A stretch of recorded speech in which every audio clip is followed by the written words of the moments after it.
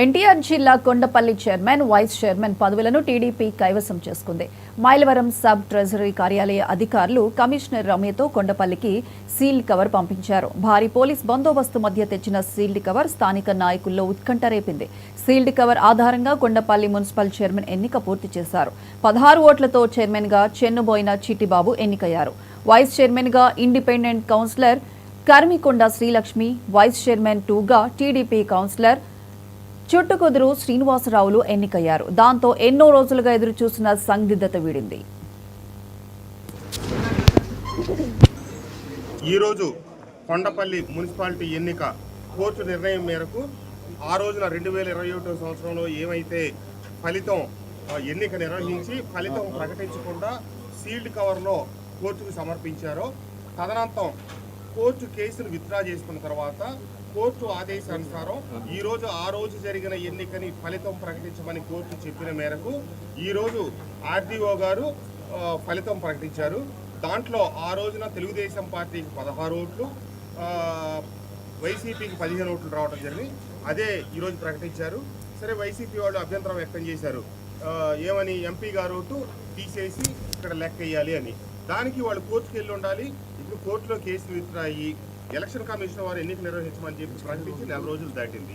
మరి ఈ మధ్యకాలంలో కోర్టుకు ఎందుకు వెళ్ళాలా? ఈ రోజు ఫలితం ప్రకటించదు, ఫలితం ప్రకటించకపోతే మేము కోర్టుకు వెళ్తామని చెప్తా ఉన్నారు. ఈ నెల బట్టి వెళ్ళుండొచ్చు కదా. నేనేం చెప్పానంటే, కోర్టు ఆదేశానుసారం ఆ రోజున్న సీల్డ్ కవర్ ఓపెన్ చేశారు. కాదు, ఈరోజు ఎన్నిక నిర్వహిద్దామంటే మేము సిద్ధంగా ఉన్నాం, ఎన్నిక నిర్వహిద్దాం. కానీ అటు ఇటు కాకుండా వాళ్ళకి లాటరీ కావాలంటే, ఎందుకంటే ఏదన్నా ఛాన్స్ ఇస్తే కనుక మాకు 50-50 ఛాన్స్ ఉంటుందని వాళ్ళ దూరాలు వచ్చినా ఇవన్నీ సాగవు. ఏమైనా ఒకటి మటు గుర్తుంచుకోండి, తెలుగుదేశం పార్టీకి కొండపల్లి మున్సిపాలిటీలో సంపూర్ణమైనటువంటి మద్దతు ఉంది. దాదాపుగా 30 గాను 20 పైచిలకు 2 వంతుల పైన మెజార్టీ మాకుంది. ఎందుకంటే నాతో పాటు ఒక 5-6 కౌన్సిలర్లు ఇటు తెలుగుదేశం పార్టీలోకి రావటం, వైసీపీ వైపు కొంతమంది కౌన్సిలర్లు మరణించడం ఇత్యాది కారణాలు ఉన్నాయి. ఇక్కడ అసలు ఏ రకమైనటువంటి కన్ఫ్యూజన్ లేదు.